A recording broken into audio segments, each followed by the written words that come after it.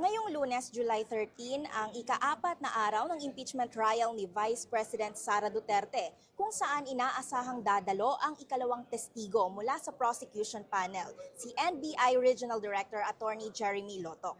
Ayon kay House Prosecution Panel spokesperson Congressman Zia Adjong, inaasahang matatahi ni Lotok ang mga naging testimonya ni NBI Senior Agent John Mark Calilong.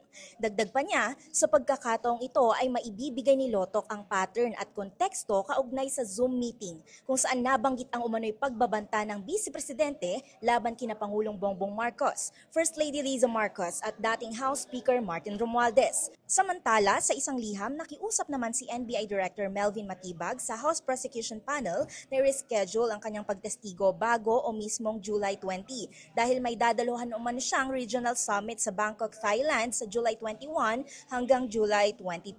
Samantala, wala pang anunsyo ang prosecution team kung kailan isasalang si Matibag. Bukas naman, Martes ay ang nakatakdang pagharap ni OVP Chief of Staff Zulaika Lopez at sa Miyerkules naman ang nakatakdang pagtestigo ni Captain Belinda Bello, ang Executive Director of the Legislative Security Bureau ng House of Representatives. Samantala, wala pang anunsyo kung dadalo ang bise ngayong araw o sa mga susunod pang paglilitis. Pero ayon sa prosecution team, handa sila sino man ang dumalo at mananatili ang kanilang estratehiya sa impeachment trial.